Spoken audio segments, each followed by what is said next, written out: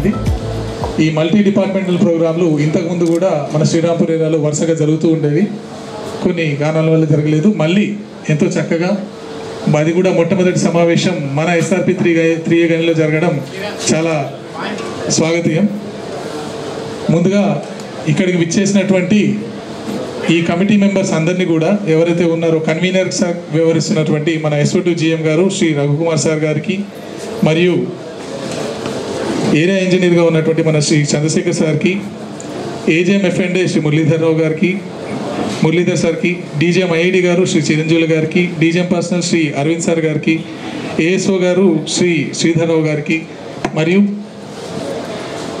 వారితో పాటు విచ్చేసినటువంటి SCID శ్రీ కిరణ్ కుమార్ గారికి, మరియు సీనియర్ ప్రోగ్రామర్ IT శ్రీనివాస్ గారికి, మరియు గుర్తింపు సంఘం నాయకులు ఏరియా బ్రాంచ్ కార్యదర్శి అయినటువంటి శ్రీ బాజీ సైదా గారికి, మరియు మన గని పిట్ సెక్రటరీ శ్రీ మురళీ చౌదరి గారికి, అందరికీ కూడా పేరు పేరున స్వాగతం తెలుపుతున్నాం. ఒక్కసారి అందరికీ గట్టిగా చప్పట్లతో మన SRP 3 గనిపై వీరందరికీ స్వాగతం తెలుపుదాం. ఆల్రెడీ మనకి నైట్ షిఫ్ట్ వారి కోసం, మొదటి షిఫ్ట్ వారి కోసం, మరియు జనరల్ షిఫ్ట్ వారి కోసం ఈ 3 షిఫ్ట్లను కవర్ చేస్తూ వీరు ఉదయమే ఎర్లీ మార్నింగ్ 7:15కి వచ్చి మనకి ఎంతో చక్కగా వివిధ విభాగాలకు సంబంధించిన ప్రజెంటేషన్స్ మనకి ఇవ్వడం జరిగింది. దానిని కంటిన్యూ చేస్తూ ఇప్పుడు సెకండ్ షిఫ్ట్లో మీకు కూడా కంపల్సరీగా చెప్పాలనే సదుద్దేశంతో మళ్ళీ వీళ్ళు వాళ్ళ టైంని వీలు చేసుకొని కమిటీ అంతా మన కోసం ప్రత్యేకంగా రావడం. చప్పట్లతో సార్కి మనం స్వాగతం తెలుపుదాం. Please sir. Thank you Basha గారు. ఈనాటి మల్టీ డిపార్ట్మెంట్ సమావేశానికి విచ్చేసిన మల్టీ డిపార్ట్మెంట్ టీం అధికారులు, యూనియన్ నాయకులు, కార్మిక సోదరులు, ఉద్యోగస్తులందరికీ పేరు పేరున నమస్కారాలు తెలియజేస్తూ మనం ఈనాటి మల్టీ డిపార్ట్మెంట్ సమావేశం ఎందుకు వచ్చామనేది పూర్తిగా వివరిస్తాము. కిరణ్, మనం ఈవేళ చర్చించే అంశాలు ఏంటంటే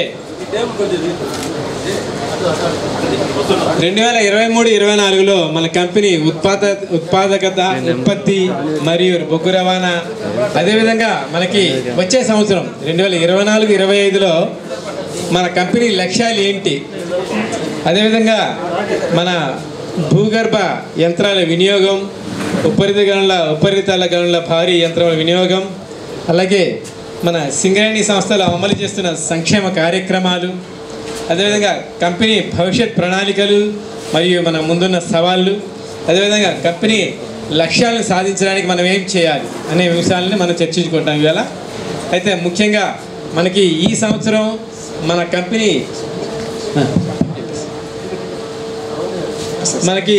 లక్ష్యాలు ఏంటంటే 2023-24లో మీకు అందరికీ తెలిసి ఉండాలి. మన కంపెనీ టార్గెట్ ఎంత?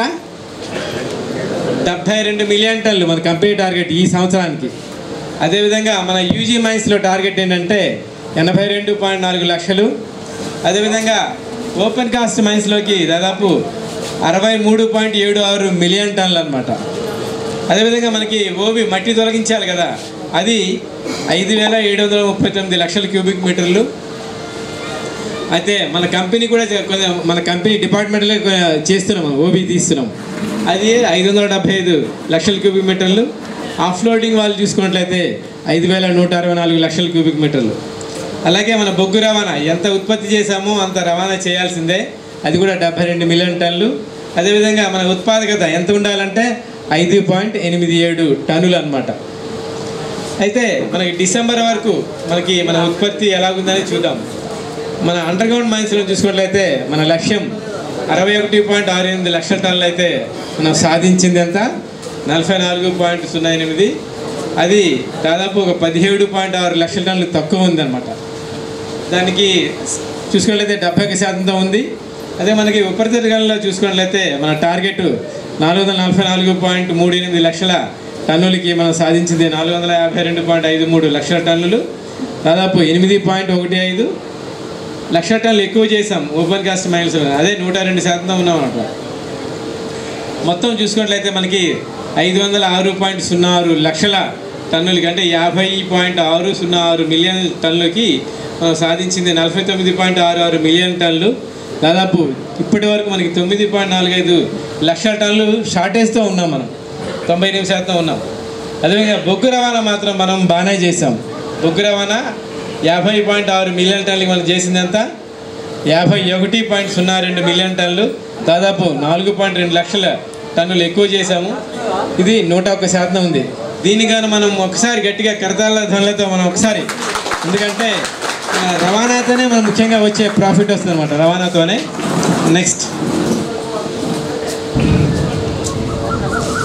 అదేవిధంగా మనకి మట్టి తొలగింపు చూడండి. అసలు ఓవర్ బర్డెన్ చూసుకున్నట్లయితే మన కంపెనీ లక్ష్యం 422.7 లక్షల క్యూబిక్ మీటర్లకి మనం సాధించింది 325 లక్షల క్యూబిక్ మీటర్లు, దాదాపు 97.5 లక్షల క్యూబిక్ మీటర్లు తీయలేకపోయాం. ఇది తీయకపోతే మనకి బొగ్గు వస్తుందా? బొగ్గు రాదు కదా. అదేవిధంగా ఆఫ్లోడింగ్లో చూసుకున్నట్లయితే మనకి 3784.83 లక్షల క్యూబిక్ మీటర్లు మనం సాధించింది 2693.66 లక్షల క్యూబిక్ మీటర్లు, దాదాపు 1091.17 లక్షల క్యూబిక్ మీటర్లు మనం వెనకబడి ఉన్నాం. ఓన్లీ 71%తో చేసాం. టోటల్గా చూసుకున్నట్లయితే మనకి 4207.53 లక్షల క్యూబిక్ మీటర్లకి మనం సాధించింది 3118.86 లక్షల క్యూబిక్ మీటర్లు, దాదాపు 1188 లక్షల క్యూబిక్ మీటర్లు వెనకబడి ఉన్నాం. దీంట్లో మొత్తం కలిపి చూసుకున్నట్లయితే 72%తో ఉన్నాం. నెక్స్ట్ అలాగే మనకి వచ్చే సంవత్సరం కూడా మనకి నిర్దేశించిన లక్ష్యాలు మీకు ముందుగా తెలియజేస్తున్నాం. మన కంపెనీ దాదాపు 77 మిలియన్ టన్నులు వచ్చే సంవత్సరం మన ఉత్పత్తి లక్ష్యం. అదేవిధంగా అది అండర్గ్రౌండ్ మైన్స్లో చూసుకున్నట్లయితే అది 75 లక్షల టన్నులు, ఓపెన్ కాస్ట్లో చూసుకున్నట్లయితే 695 లక్షల టన్నులు, అంటే 69.5 మిలియన్ టన్నులు అనమాట. ఇందులో దాదాపు 50 లక్షలు మన నైనిదే ఉంటారు. అదేవిధంగా మనకి ఓవర్ బర్డెన్ చూసుకున్నట్లయితే మన టార్గెట్ 4950 లక్షల క్యూబిక్ మీటర్లు. మన కంపెనీ ద్వారా మనం 530 లక్షల క్యూబిక్ మీటర్లు తీయాలి. అలాగే ఆఫ్ లోడింగ్ ద్వారా 4420 లక్షల క్యూబిక్ మీటర్లు తీయాలి. మన బొగ్గు రవాణా కూడా ఎంత చేయాలి? ఎంత ఉత్పత్తి చేస్తున్నామో అంత తీయాల్సి ఉంది. మన ఉత్పాదక చూసుకున్నట్లయితే 5.94 టన్నులు ఉండాలి ఉత్పాదక. నెక్స్ట్ అలాగే మనం సింగరేణి మొత్తం చూసుకున్నట్లయితే మనకి డ్రిల్స్ ఎన్ని డ్రిల్స్ పనిచేస్తాయంటే 2019-20లో 166 చేస్తుంటే ఇది 2023-24కి ఏమైనా 115 అయిపోయింది. అదేవిధంగా దాని యూటిలైజేషన్ అప్పుడు చాలా బాగుండేది, 103% ఉంటే ఇప్పుడేమో 72% అయింది. అదేవిధంగా మనకి డ్రిల్ షిప్స్కి మనకి ఎన్ని షార్ట్స్ వస్తున్నామంటే అప్పుడు 42 వేస్తే ఇప్పుడు 40 చేస్తున్నాం ఈ సంవత్సరం. అదేవిధంగా మనకి అవుట్పుట్ పర్ డ్రిల్ షిఫ్ట్ చూసుకున్నట్లయితే అది 2019-20కి 57 ఉంటే ఇప్పుడు 50 అయింది అన్నమాట. దీన్ని పెంచాల్సిన అవసరం ఎంతైనా ఉంది. నెక్స్ట్ అదే మనకి శ్రీరాంపూర్ ఏరియా ఉత్పత్తి చూసుకున్నట్లయితే ప్రతి మైన్ వైజ్ ఇక్కడ చూడండి. టోటల్ మన SRP 3 ఇక్కడ ఉంది. SRPలో 2,80,000 ఉంది.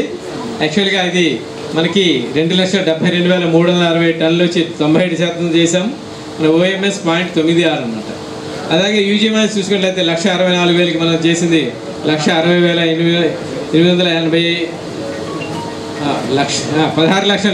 16,08,000 చేసాము. 98% ఉన్నాము. దాదాపు OMS కూడా 0.94 ఉందన్నమాట. అదేవిధంగా మనకి టోటల్ OC మైన్స్ చూసుకున్నట్లయితే 50 లక్షలు గాను మనం 51,88,446 టన్నులు చేసాము. 104%తో ఉన్నాం. ఏరియా మొత్తం చూసుకున్నట్లయితే మనం గత సంవత్సరం 66.4 లక్షల టన్నులకి 67.97 లక్షల టన్నులు చేసాము. 102%తో ఉన్నాం. అప్పుడు OMS 1.88 అనమాట. అలాగే మనకి ఏప్రిల్ నుండి డిసెంబర్ వరకు మనం చూసుకున్నట్లయితే ఈ సంవత్సరం చూసుకున్నట్లయితే మన ఇక్కడ SRP 3 చూడండి, 2,10,000కి మనం సాధించింది 1,80,841 టన్నులు, 86%తో ఉన్నాం.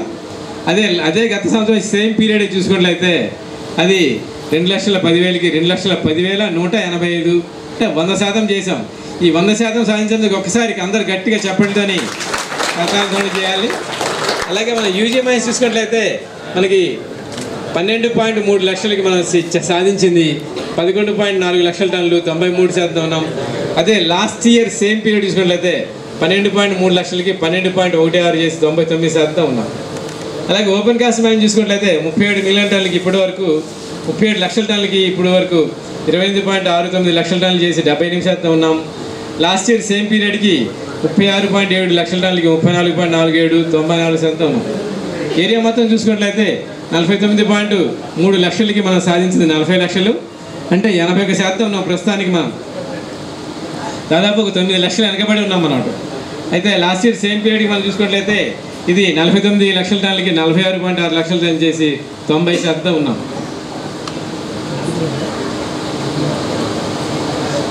అలాగే ఇప్పుడు ఉత్పాదకత చూసుకున్నట్లయితే ఉత్పాదకత మనకి ముఖ్యంగా SRP 3 చూస్తే మనది 0.96 ఉంది.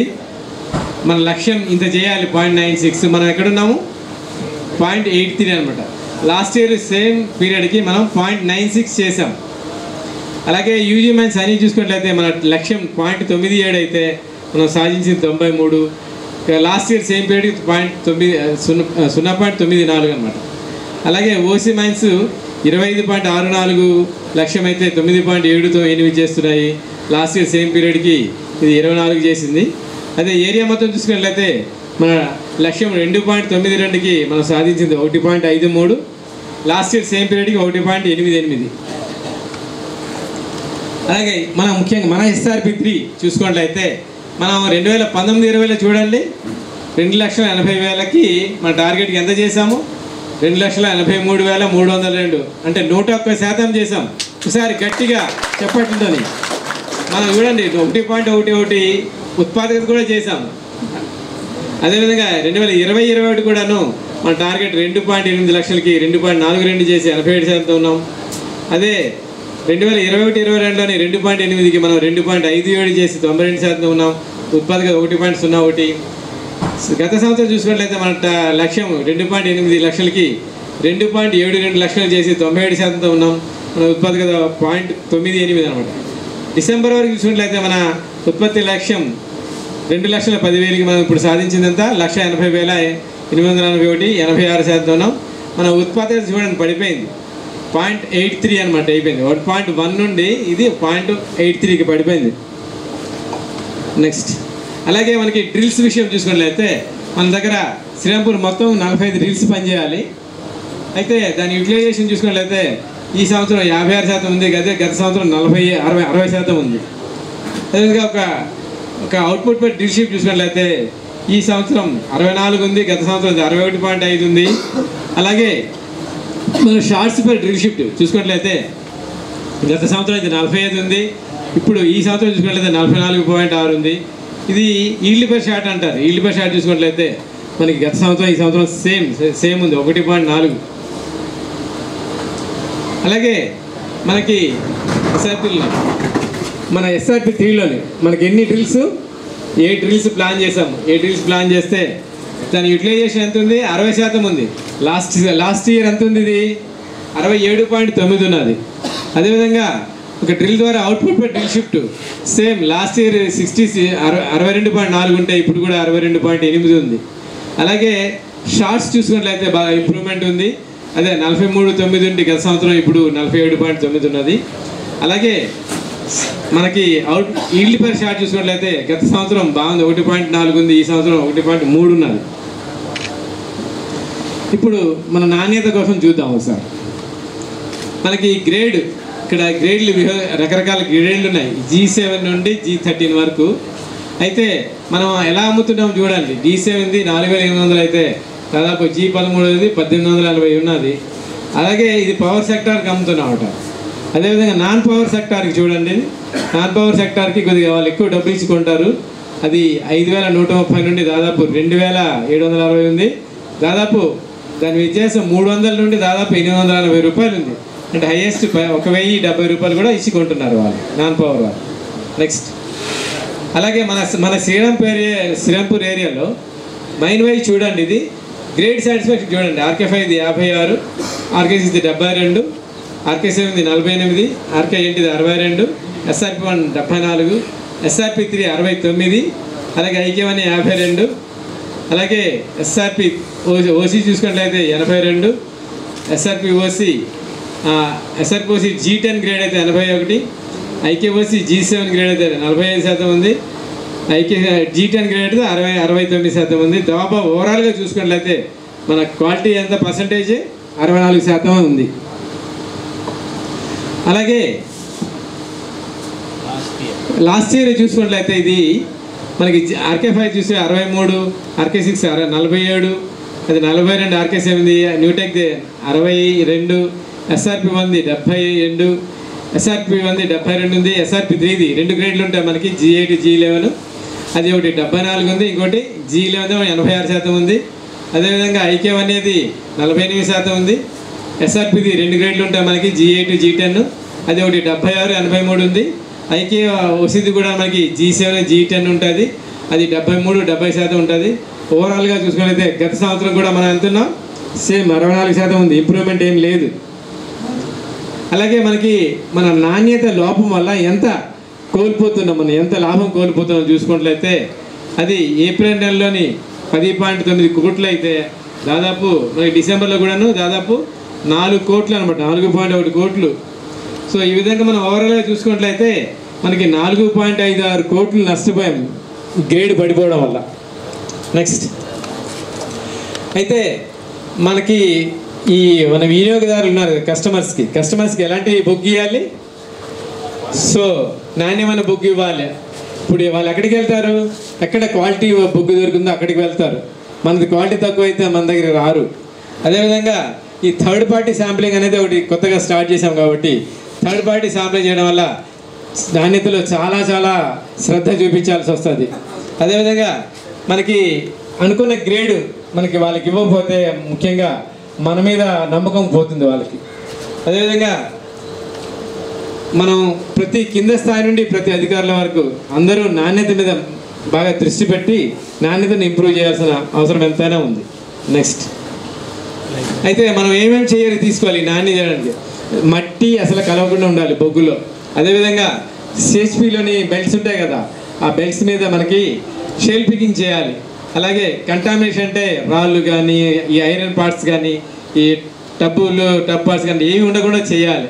అలాగే మనకి కరెక్ట్గా నాణ్యమైన ధర చేస్తే మంచి సరైన అమ్మక ధర కూడా వస్తుంది, లేకపోతే కంపెనీకి నష్టం వస్తుంది. అలాగే ముఖ్యంగా RK5 RK6 సీమ్లోని మనకి తక్కువ హైట్ లో హైట్, అందులోని ఎక్స్ట్రా లో హైట్ వాడడం వల్ల మనకి చాలా అడ్వాంటేజ్ ఉంటుంది. అలాగే సర్ఫేస్ మీద మనకైనా బెల్ట్ ఉంటే అక్కడ షెల్ పికింగ్ చేయాలి. ముఖ్యంగా బాటమ్ బ్లాస్టింగ్ చేసినప్పుడు బండాను అది కలవకుండా చూడాలి. Next thank you. ఈ అవకాశం ఇచ్చిన అందరికీ ధన్యవాదాలు. ఇప్పుడు మన ఏరియా ఇంజనీర్ గారు మాట్లాడతారు. Shekhar Reddy, area engineer, Srirampur. వేదిక మీద ఉన్న డిగ్నిటరీస్కి, నా ముందున్న SRP ఉద్యోగులందరికీ గుడ్ ఆఫ్టర్నూన్. ఇప్పుడు మనం అండర్ గ్రౌండ్ మైన్స్లో సెమీ మెకనైజేషన్ అనేది ఇంట్రొడ్యూస్ చేశారు. అంటే ఏంటి, HDLs, LHDs, కంటిన్యూస్ టెక్నాలజీ ఇవన్నీ ఉపయోగించారు. ఫుల్లీ మెకనైజ్డ్ అంటే లాంగ్ వాల్ టెక్నాలజీ ఇవన్నమాట. సో మనదంతా సెమీ మెకనైజ్డ్ అండర్ గ్రౌండ్ మైన్స్లో. ఇంతకుముందు టట్టా చమ్మాస్ నుంచి మనం సెమీ మెకనైజేషన్ మూవ్ అయ్యాం. సో దాంట్లో మెయిన్ ఉత్పత్తి కారకులు ఎవరు, ఓన్లీ HDL మిషన్స్. అవి మంచిగా నడుస్తేనే, వాటిని మంచిగా మెయింటైన్ చేసి నడిపించుకుంటేనే, ఐడిల్ లేకుండా వాటిని మంచిగా వినియోగించుకుంటేనే మనకి ఉత్పత్తి వస్తుంది, మనకున్న లక్ష్యం సాధించవచ్చు. సో ఇప్పుడు వాటి యొక్క పర్ఫార్మెన్స్ మన కంపెనీ లెవెల్లో, మన మైండ్ లెవెల్లో, మన శ్రీరాంపూర్ ఏరియా లెవెల్లో ఎలా ఉందో చూద్దాం. సో ఇక్కడ HDL ఇప్పుడు లక్ష్యం సరాసరి రోజుకు ఉత్పత్తి చేయాల్సిందంతా 10 HDL per machine per day 130 టన్నులు అనమాట. కానీ అంత ఉత్పత్తి చేస్తుంది 102 టన్నులు. ఇది డిసెంబర్ 2023 వరకు నేర్పుతుంది. నెక్స్ట్ వాటి పని గంటలంతా ఫిక్స్ చేసిన గంటలంతా పని చేయాల్సింది 14 గంటలు చేయాలంటే 14 గంటలు సాధించింది. వచ్చి చేస్తున్నది మనం ఉపయోగించుకునేది ఓన్లీ 6.7 గంటలే. అంటే దాదాపు సగం గంటలు వట్టి ఉంటున్నాయి నడిపించుకోకుండా. సో అట్లాగే LHD 250 టన్నులు తీసుకురావాలి పర్ డే ఒక మిషన్. ఎంత వస్తుంది, 113. ఈ LHDs అనేది ఈ కాశీపేట మైన్లోను, వకీల్పల్లి అక్కడ ఉన్నాయి. ఎక్కడైతే కంటిన్యూస్ చోట ఉన్న చోట నడుస్తుంటాయి. సో అవి కూడా 14 గంటలు రావాలంటే ఓన్లీ 7 గంటలు మాత్రమే నడుస్తుంది. కంటిన్యూస్ మైనర్ 1300 టన్నులు ప్రొడ్యూస్ చేయాలి పర్ డేకి వన్ మిషన్. కానీ ఎంత 722 సగమే. నెక్స్ట్ ఇక్కడ నడవాల్సిన పని చేయాల్సింది 10 గంటలు పర్ డేకి. అది అంతా 5.7 గంటలు మాత్రం నడుస్తుంది. సగమే, అది కూడా సగం గంటలు నడుస్తుంది. దాని ఫిక్స్ లాంగ్ వాల్ 6,500 టన్నులు ప్రొడ్యూస్ చేయాలి పర్ డేకి. అది అది ఎంత చేస్తారని 3700 అన్నీ ఆఫ్ అనమాట. ఒక హెచ్డిఎల్ తప్ప మిగతా అన్నీ ఆఫ్. సో అది కూడా 16 గంటలు నడవాల్సింది 6.5 గంటల నడుస్తుంది. నెక్స్ట్ ఇప్పుడు హెచ్డిఎల్ యంత్రాల యొక్క పనితీరు ఎట్లా ఇచ్చేస్తాం. 22 బొగ్గు గనులు 16 గనులలో హెచ్డిఎల్ యంత్రాలు నడుస్తున్నాయి, అంటే మోర్ దాన్ 50% అనమాట. సో ఇది 75%లో ఉద్యోగాలలో 75% ఈ గనులు ఉన్నారు. 16 గనులని 75% మన 45,000 ఎంత ఉంది కదా మన పాపులేషన్, అందులో మోర్ దాన్ 70% మనం అండర్గ్రౌండ్స్ ఉండవు. ఓపెన్ క్యాస్ట్ డిపార్ట్మెంట్ 25% అంటారు. సో ఇక్కడ చూడండి, ఇక్కడ 2002-3 సంవత్సరంలో ఈ హెచ్డిఎల్స్ 6 మాత్రం పెట్టాం. అప్పుడు ఎంత సరాసరి రోజుకి ఎంత వచ్చింది ఉత్పత్తి 90 లీటర్లు మాత్రం పర్ డేకి పర్ హెచ్డిఎల్, అది 10.7 గంటలు నడిచి. సో అట్లాగా ఇంక్రీజ్ చేసుకుంటూ ఇప్పటి వరకు 2023-24 వచ్చేసరికి 144 హెచ్డిఎల్స్ నడుస్తున్నాయి. సో ఇప్పుడు అవి ఉత్పత్తి చేసేంత 160 టన్నులు పర్ డే పర్ హెచ్డిఎల్ అనమాట. 6.7 గంటలు మాత్రం నడుస్తుంది అనమాట. సో ఇక్కడ మ్యాక్సిమం వచ్చేసి 2008-9 మాత్రమే 104 హెచ్డిఎల్స్ గాను 142 టన్నులు వచ్చింది per HDL per day. So అది పీక్ అనమాట. అంతే మన హెచ్డిఎల్స్ యొక్క పర్ఫార్మెన్స్ అప్పుడు పీక్ ఉన్నది. అది 8.5 గంటలు, అంటే 8.5 గంటలకి 142 టన్నులు వచ్చింది. మనం 6.7 గంటల మంది నడిచేసి 102 టన్నులు. అంటే ఎక్కడ లోపం ఉందో మనమే సవరించుకోవాలి, మనం ఉత్పత్తికి కారకులు కావాలి, మనం పెంపొందించాలి. సో ఈ ఉత్పత్తి 142 టన్నుల నుండి 102 టన్నులు తగ్గింది, 20% తగ్గింది. సో కంపెనీ బేరబుల్ కాదు, అసలుకి ఒప్పుకోదు. సో ఇది చాలా వరకు తగ్గించాలి సార్. అలాగే పని గంటలు 8.5 గంటల నుండి 6.7 గంటలు పడిపోయింది. ఈ 2 గంటలు వినియోగంలోకి తీసుకొచ్చిన ఎడల ఉత్పత్తి రోజుకి 30 టన్నులు పెరిగి, 30 టన్నులు అంటే ఎన్ని టబ్బులు? 20 టబ్బులు, అంతే కదా. 1.5 టన్నులు ఒక టబ్బు, 30 టన్నులు, రోజుకి 130 టన్నులు హెచ్డిఎల్ లక్ష్యం సాధించవచ్చు. శ్రీరాంపూర్ ఏరియా మన హెచ్డిఎల్స్, మన శ్రీరాంపూర్ ఏరియాలో ఎట్లా పనితీరు చూడండి సార్. ఈ హెచ్డిఎల్స్ పనిచేయాల్సిన 45, మన శ్రీరాంపూర్లో హెచ్డిఎల్స్ 45 ఉన్నాయి. ఆ ఉపయోగ శాతం 2023-24 డిసెంబర్ వరకు 31 మాత్రమే. అంతకుముందు కూడా పెద్దగా ఏం లేదు, 32%. ఒక రోజులో ఒక హెచ్డిఎల్ సాధించిన ఉత్పత్తి లక్ష్యం 100 టన్నులకి 133 గాను 100 మాత్రం వస్తుంది ఇప్పుడు.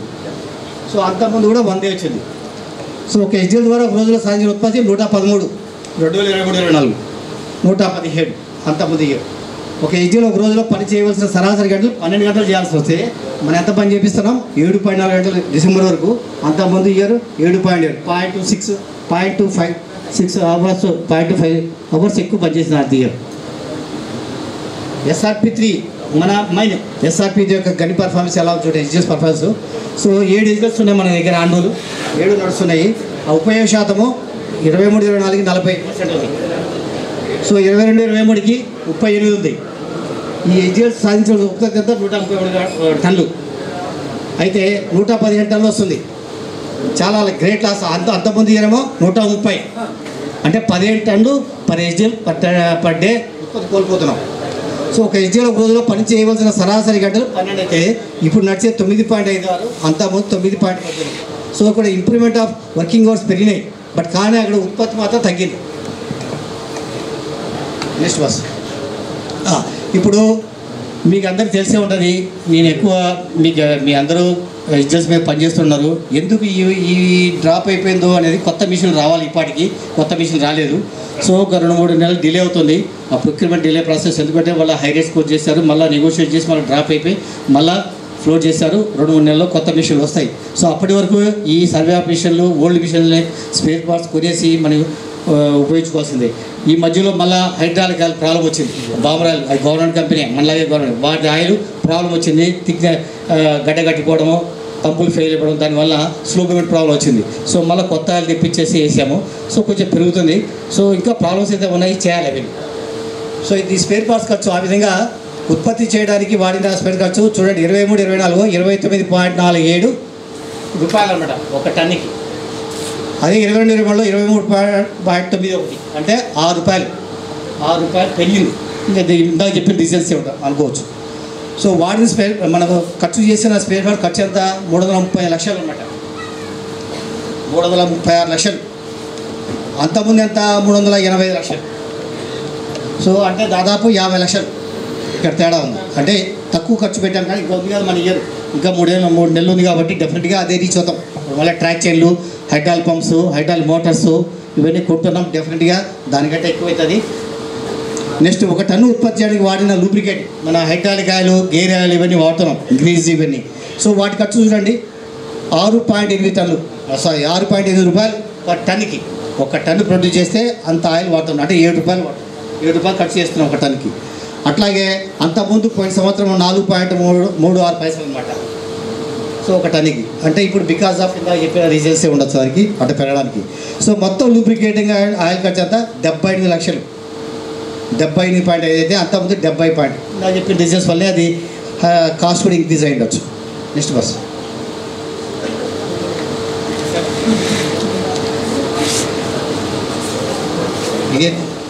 అది ఏరియా, ఇది అది ఏరియా సార్. ఇది SRP 3 1 టన్ను. ఇప్పుడు మన SRP గనిలో మన ఏజెన్సీకి 7 ఏజెన్స్ వస్తున్నాయి కదా. సో వాడికి ఖర్చు పెట్టిన స్పేర్ పార్ట్స్ చూడండి 26.2 రూపాయలు, 26.20 పైసలు అనమాట ఖర్చు పెట్టా 1 టన్నుకి. అది అంతకుముందు ఇయర్ 22.19. సో అది మొత్తం స్పేస్ కాస్ట్ ఇక్కడ మనం ఎంత అంటే 47.5 లక్షలు అనమాట. సో మననే రీసెంట్గానే 35 లక్షలు ఆర్డర్లు వేసాం. సో అదంతా ఇంక్లూడ్ అయింది. అంతకుముందు ఇయర్ 60 లక్షలు, 60.5 లక్షలు. సో 1 టన్ను ఉత్పత్తి చేయడానికి వాడిన లూబ్రికేట్ 8.80 పైసలు అనమాట పర్ టన్నుకి. అదేమో 4.92. ఇందాక నేను చెప్పిన కారణాలు అవన్నీ. సో మొత్తం లూబ్రికేట్ ఖర్చు 16 లక్షల రూపాయలు అనమాట. అక్కడేమో 14 లక్షల రూపాయలు. సో ఇవన్నీ నేను చెప్పిన కారణాలే ఇది కాస్ట్ పెరగడానికి. సో కాస్ట్ తగ్గించుకున్నాం ముందు కొత్త వ్యవస్థ. నెక్స్ట్ HDL 10 గంటలు పెంచితే తగ్గే నష్టం. ఇప్పుడు చూడండి మనం ఇప్పుడు నడిపేది ఓన్లీ 6.7 గంటలు మాత్రం నడుస్తామండి HDL. సో దానివల్ల నష్టం చూడండి ఎట్లా నివారించుకోవచ్చు, తగ్గించుకోవచ్చు నష్టం. మనమైతే లాభాలు రాగానే మన జీతాలు ఉంటే చాలు. మన 77% జీతాలకే ఖర్చు పెడతాం. మన యొక్క ఉత్పత్తి అమ్మకం ధరలో ఖర్చు 10,000 టన్నులు పైన, 10,000 రూపాయల పైన ఉంది 1 టన్నుకి. దాంట్లో సగం 76% దీనికే పోతుంది అనమాట. చూడండి 6.23-24 గంటలు నడుస్తుంటే మనకు మొత్తం నష్టం ఎంత 1447 కోట్లు నష్టం వస్తుంది అనమాట. ఈ ఓన్లీ 7 ఏజెన్స్ నడుస్తున్నాయి. అది ఇప్పుడున్న ప్రజెంట్ యూటిలైజేషన్ ఉంటే 1447 కోట్లు వస్తుంది అనమాట నష్టం వస్తుంది మన యొక్క ఇక్కడ మాత్రం. అదే పెంచుకుంటా పోండి 7.2 గంటలు నడుస్తాయి అనుకోండి వర్కింగ్ అవర్స్. సో నష్టం వచ్చేసి 98 అంటే 48 కోట్లు తగ్గించినట్టు అనమాట నష్టం. అట్లాగే డిసెంబర్ వరకు 7.7 నడిచింది అనుకోండి 1820 కోట్లు నష్టం వస్తుంది. అది 97 దగ్గర 100 కోట్లు తగ్గించినట్టు. సో 8.2 గంటలు నడిచింది అనుకోండి మన ఒక ఐజీలు అది 1802 కోట్లు అనమాట నష్టం తగ్గించుకోవచ్చు. 145 కోట్లు తగ్గించుకోవచ్చు. 1805 కోట్లు నష్టం వస్తుంది, 140 కోట్లు తగ్గించుకోవచ్చు నష్టం. సో ఈ విధంగా 8.7 వస్తే మన నష్టం 193 కోట్లు నష్టం తగ్గించుకోవచ్చు. సో ఇదంతా మన చేతిలో ఉంది నష్టం నివారణ చర్యలు. సో ఈ విధంగా మనం వర్కింగ్ అవర్స్ పెంచితే తప్ప మన ప్రొడక్షన్ రాదు. ముందు దానికంటే ముందు దాన్ని అవైలబిలిటీ పెంచుకోవాలా, మంచి మెయింటెనెన్స్ ప్రాక్టీస్ పాటించి యూటిలైజేషన్ కూడా పెంచుకుంటే డెఫినెట్గా మనం నష్ట నివారణ చర్యలు చేసిన లెక్క. థ్యాంక్ యూ నాకు అవకాశం. అందరికీ వామ్ గుడ్ ఆఫ్టర్నూన్.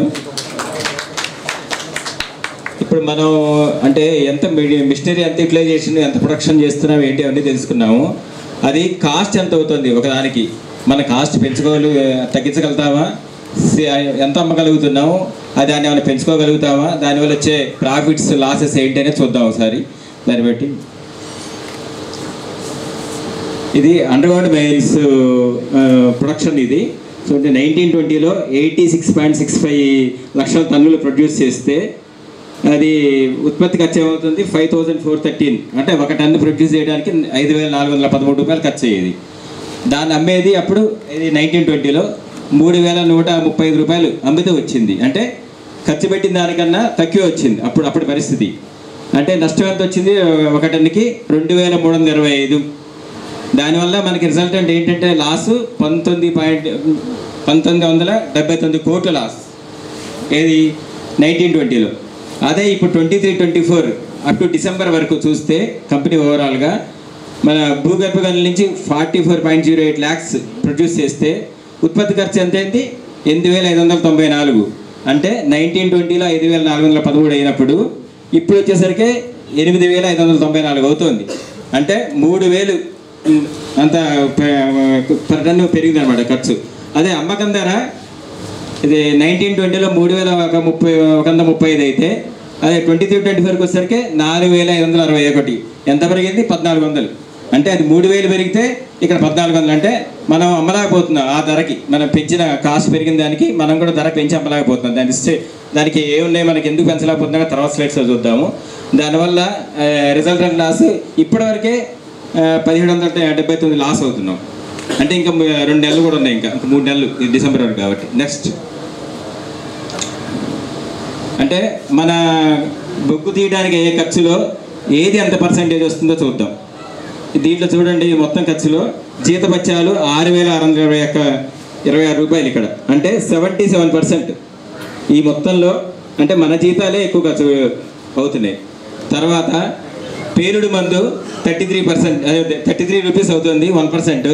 తర్వాత స్టోర్స్ 410 రూపాయలు అవుతుంది పర్ టన్ తీయడానికి, అది 5%. తర్వాత విద్యుత్ 370 రూపీస్ అవుతుంది, 4%. అట్లా బొగ్గు యంత్రాల అరుగుదల వాటికి 361 రూపాయలు అవుతుంది, 19%. ఇట్లా ఇతర ఖర్చులు 685 రూపీస్ అవుతుంది, 8%. అంటే అల్టిమేట్గా ఏదవుతుంది, మన జీతాలే ఎక్కువ, 77% జీతాలు ఇదే ఉంది. అంటే మన జీతాలు తగ్గించుకోగలుగుతామా? కాసే తగ్గించుకోలేము. కాకపోతే ఏం చేయాలి మనం, దానికి అంతమంది ప్రొడక్షన్ ఇంకా ఇంప్రూవ్ చేయాలి. ఇంప్రూవ్ చేస్తే అప్పుడు మనకి పర్ టన్ కాస్ట్ తగ్గుతుంది. నెక్స్ట్ ఇది మనం ఇప్పుడు ఉన్న పొజిషన్లో ఎలా ఉన్నాం కదా, అది పర్సెంటేజ్ కొంత ప్రొడక్షన్ పెరిగితే ఎలా ఉంటుంది దాని ఇంపాక్ట్ అనేది చెబుతాను. ఇక్కడ 22-23లో 71.9 కదా, అది 5% పెరిగితే 75.59 లక్షల టన్నులు. అది ఉత్పత్తి ఖర్చు 7,192 అవుతుంది పర్ టన్నుకి. ఏది 5% పెరిగితే దానివల్ల ఏమవుతుంది, లాస్ 75 కోట్లు తగ్గుతుంది 5% ఇదైతే. తర్వాత అదే 10% కనుక మనం పెంచితే ప్రొడక్షన్ 150 కోట్లు తగ్గుతుంది. అంటే మనం 5% పెంచలేమా, 10% పెంచలేమా? మనం చేసేదానికన్నా ఒక 10% కనుక పెంచితే దానివల్ల 150 కోట్లు కంపెనీకి సేవ్ అవుతుంది, అంటే ఖర్చు తగ్గుతుంది. మన అండర్గ్రౌండ్లో ప్రాఫిట్ సంపాదించలేకపోవచ్చు, కానీ అవుతున్న ఖర్చును తగ్గించుకోవచ్చు. అలా మనం కనుక అంటే మనం ఎప్పుడు కూడా ఇప్పుడు ఒక ఫస్ట్ స్టేజ్లో కనుక తక్కువగా ఉంటాము, తర్వాత పోయే కొద్దీ మన ఎక్స్పీరియన్స్ వల్ల ఇంప్రూవ్ అవుతాం. అలా ఇంప్రూవ్ చేసి 5 వల్ల దాని ఇంపాక్ట్ అది. తర్వాత 15% కనుక పెంచితే మన ప్రొడక్షన్ ఇప్పుడు చేస్తున్న దానికన్నా 226 కోట్లు సైట్ అవే మనకి ప్రాఫిట్ పెరుగుతుంది. అంటే profit in the sense loss తగ్గుతుంది. 20% కనుక పెంచితే ప్రొడక్షను 302 కోట్లు మనకి నష్టం తగ్గుతుంది అనమాట. ఒకవేళ ఇంకా అట్లానే పెంచుకుంటూ పోతే ఇదవుతుంది. మనం ఎంతవరకు సాధిస్తామో మనమే నిర్దేశించుకోవచ్చు. మనం అంతా ఎడ్యుకేటెడ్, ఇప్పుడు అప్పట్లాగా కాదు, మనకి ఎడ్యుకేటెడ్, టెక్నికల్లీ డెవలప్డ్. మనం ఏం చేస్తే ఏం చేయగలుగుతాం ప్రతి ఒక్కళ్ళు కూడా ఆలోచించవచ్చు. ఎందుకంటే ఒక మేనేజ్మెంటే చేస్తుందని కాదు, మనలో కూడా మనం అనుకొని సాధిస్తే చేద్దాం. మన గ్రూప్ ఇదిలో కూడా చూసుకొని పెంచితే ఎంత బాగుంటుంది అనేది, దానివల్ల ఎంత లాసెస్ కూడా తగ్గుతాయని కూడా అట్లీస్ట్ ప్రాఫిట్ చెప్పించమని ప్రాఫిట్ షేరింగ్ బోనస్లు అవన్నీ తీసుకుంటున్నాము. మన వంతుగా మన కాస్ట్ తగ్గించుకుంటే అది కంపెనీకి కూడా దోహదపడుతుంది, అల్టిమేట్గా మన ఫ్యూచర్ జనరేషన్కి కంట్రీకి కూడా ఉపయోగపడుతుంది. నెక్స్ట్ ఇప్పుడు ఇందాకన్నాం కదా, మన ఇంత ఖర్చు అవుతుంది కదా, దానికి మరి సేల్ వాల్యూ పెంచుకోవచ్చు కదా, బొగ్గు రేట్లు పెంచుకోవచ్చు కదా అనుకోవచ్చు. కానీ బొగ్గు రేట్లు పెంచుకోవడానికి చాలా ప్రాబ్లం. చూడండి, ఇది మన ఈ G5 గ్రేడ్ ఒకటి ఫస్ట్ చెబుతాను చూడండి. సింగరేణిలో 5,585 రూపీస్ అమ్ముతున్నాం G5. అదే WCL అయితే 2,970 పర్ టన్ సేల్ వాల్యూ. అంటే మనకన్నా చాలా తక్కువగా అమ్ముతున్నారు వాళ్ళు. మరి అదే MCLలో 2,970. ఇది పవర్ సెక్టార్తో చూసుకుంటే. అదే నాన్ పవర్ సెక్టార్లో 5,585, 2,970. మరి మన ఇంత ఎక్కువ రేటు ఉన్నా కూడా ఎందుకు కొంటున్నారు వాళ్ళు? తక్కువ వస్తుంది WCL. ఎందుకంటే మన దగ్గరలో ఉంటారు కదా, వాళ్ళు కొంటారు. అదే దాని ఏంటంటే ఫ్రైట్ కలిసి వస్తుంది వాళ్ళకి. ఆ మందం ఇప్పుడు ఆ డిఫరెన్స్ మందం కనుక ఫ్రైట్ కలిసి వస్తుంది కాబట్టి అక్కడికి అంటారు. ఒకవేళ ఫ్రైట్ కనుక చీప్గా దొరికితే వాళ్ళు మనల్ని వదిలేసి WCLకి వెళ్ళిపోవచ్చు, MCLకి వెళ్ళిపోవచ్చు.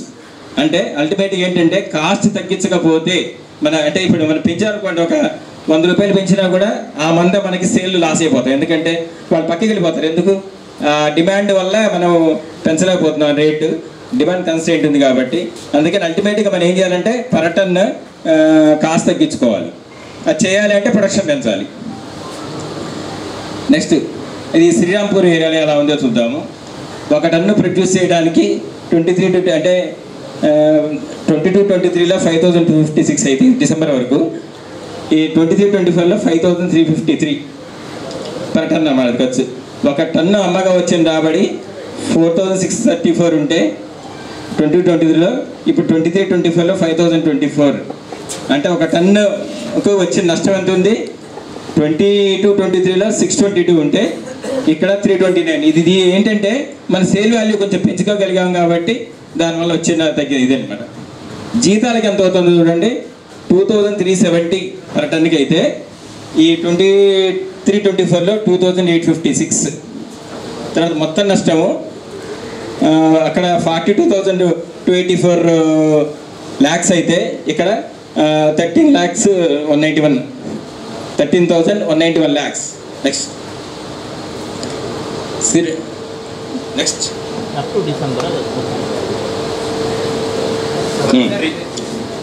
అదే SRP3 ఇది చూడండి. 1 టన్ను ఇప్పుడు మన ఇది SRP3లో 1 టన్ను అయితే ఖర్చు అంటే మనం ఇందాక ఏరియాలో చూసాము, SRP ఏరియాలో 5,000 అండ్ ఆడింది. ఇప్పుడు SRP3 చూస్తే టన్ను ప్రొడ్యూస్ చేసేదానికైనా ఖర్చు 10,135 రూపీస్ అంటే డబల్.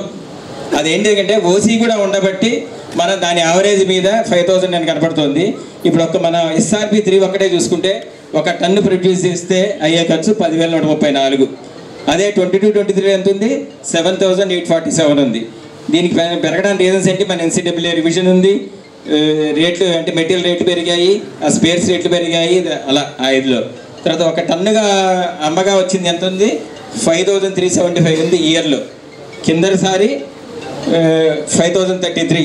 దానికి దీని డిఫరెన్స్ అంతా 300 రూపీస్ అంతే పెరిగింది సేల్ వాల్యూ పర్ టన్ను. కానీ అక్కడ చూడండి దాదాపు 3,000 అంత ఖర్చు పెరిగింది. అదే 1 టన్నుకు వచ్చిన నష్టం చూడండి, ఇక్కడ 4,759 ఉంది 23-24లో. అదే 22-23లో 2,815 అంటే 2,000 పెరిగిపోయింది స్ట్రైట్ అవే. జీతాలకు అయ్యే ఖర్చు చూడండి 6,625 22-23లో, అది 23-24లో 8,670. 2,000 స్ట్రైట్ అవే అంటే మన జీతాలు పెరిగాయి, ఆ మంది అప్పుడు ప్రొడక్షన్ పెరగట్లేదు. అదంతా ఎవరు భరించాలి? మనమే భరించాలి అల్టిమేట్గా, కంపెనీనే. తర్వాత నెక్స్ట్ మొత్తం నష్టం లక్షల్లో. కింద సంవత్సరం 59.16 lakhs అయితే, అదే 5,916 lakhs అయితే ఈ 23-24 ఇప్పటిదాకా 8,608 lakhs లాస్ ఉంది. తర్వాత డీజీఎం పర్సనల్ గారు మాట్లాడారు. కంపెనీ ఏ పరిస్థితిలో ఉన్నా కూడా గవర్నమెంట్ కంపెనీ కాబట్టి కొన్ని వెల్ఫేర్ కార్యక్రమాలు నడిపిస్తూ ఉండాలి. దానికి సంబంధించిన సమాచారము. ముందుగా contributory post retirement Medicare scheme. ఇదేంటంటే మన రిటైర్ అయిన వాళ్ళ ఎంప్లాయీస్ వెళ్తుంటారో వారికి, వారి సత్యమణికి మనకు మెడికల్ ట్రీట్మెంట్ గురించి ప్రతి ఒక్కరికి 4 లక్షల రూపాయల చొప్పున 8 లక్షలు ప్రస్తుతానికి స్కీమ్ నడుస్తుంది. ఏదైనా క్రానిక్ డిసీజ్ ఉన్నాయనుకోండి, క్యాన్సర్ అలాంటి దానికి కొంచెం ఎంతైనా లిమిట్ లేకుండా మనకు డబ్బులు ఇవ్వడం జరుగుతుంది ట్రీట్మెంట్ గురించి. తర్వాత కార్మికుల తల్లిదండ్రులకు కూడా ఈ మధ్యన మనకు కార్పొరేట్ హాస్పిటల్స్ ట్రీట్మెంట్ ఇస్తున్నారా? వాళ్ళు రిఫర్ చేయించుకున్నారా? అట్లా మన వాళ్ళు ఉన్నారా? Very good. సో అదొక మనకు సౌకర్యం ఉంది. అదే మాదిరిగా మహిళా కార్మిక సోదరులకు అందరికీ మనం చైల్డ్ కేర్ లీవ్ అనేది ముందు వెస్టర్న్ కంట్రీస్లో ఉండేది, పాశ్చాత్య దేశంలో ఉండేది. ఈ మధ్యన మన దేశంలో స్టార్ట్ చేశారు. ముందుగా కేంద్ర ప్రభుత్వ ఉద్యోగాలకు ఇచ్చారు, తర్వాత మెల్లగా ఇప్పుడు మనకు వచ్చింది. దానిలో ఏంటంటే 2 సంవత్సరాలు అంటే 730 రోజులు ఇద్దరు పిల్లలకు 18 సంవత్సరాలు వయసు వచ్చే వరకు వాళ్ళ చదువు గురించి కానీ వాళ్ళ హెల్త్ ప్రాబ్లమ్స్ ఏమైనా ఉంటే దాని గురించి వాళ్ళకు జీతంతో కూడిన లీవ్ ఇవ్వడం జరుగుతుంది అన్నట్టు. తర్వాత మనందరూ తెలుసు, మన డెత్ కేసు అయినా కానీ, చనిపోయినా కానీ, మెడికల్ ఇన్విటేషన్ అయినా కానీ అలాంటి పరిస్థితుల్లో వారసత్వ ఉద్యోగం ఇవ్వడం జరుగుతుంది. వారసత్వ ఉద్యోగం వద్దంటే MMC అని ఉంటుంది, మంత్లీ మోడరీ కంపన్సేషన్. అది 39,069 రూపాయలు ప్రతి నెలకు. ఆ స్పౌస్ అంటే వైఫ్కి 60 సంవత్సరాల చవరకు ఇవ్వడం జరుగుతుంది. అది కూడా వద్దంటే మనకు లంసమ్ అమౌంట్ 20 లక్షలు ఇస్తున్నారు. తర్వాత మనము 2022-23 ఆర్థిక సంవత్సరంలో మన కంపెనీలో లాభాలు 2,222 కోట్లు చిల్లర మనము లాభాల్లో ఆర్జిస్తే దానిలో 32% అనగా 711 కోట్ల రూపాయలు మనం తీసుకున్నాం. అందరం తీసుకున్నారా లేదా? ఎవరు మాట్లాడలేరు. సో ఈ విధంగా ప్రపంచంలో ఏ కంపెనీలో లాభాల వాటా అనేది ఎవరు ఇట్లా ఇవ్వరు. జనరల్ గా ప్రైవేట్ కంపెనీసే కానీ గవర్నమెంట్ కంపెనీసే కానీ. మన కంపెనీలో మాత్రము సింగరేణి కాలనీస్ లో ఇది ఉంది. దీనికి మనం అందరం చప్పలు పట్టుకోవాలి. నిద్ర ఉంటుంది. కార్మికులు అయినా ఆఫీసర్స్ అయినా ఎవరైనా కానీ ఇల్లు కట్టుకోదలుచుకుంటే ఓన్ హౌస్ దాని గురించి మనం బయట లోన్ తీసుకుంటే ఎస్బీఐ కానీ ఆంధ్ర బ్యాంక్లో కానీ ఇంకా కేంద్ర బ్యాంక్ ఎలాంటి ప్రభుత్వ రంగ సంస్థలలో లోన్ తీసుకుంటే 10 లక్షల వరకు ఏదైతే దాని వడ్డీ ఉంటుందో ఆ వడ్డీ మనందరికీ మన సింగరేణి కాలనీస్ మనకు పేమెంట్ ఇస్తుంది.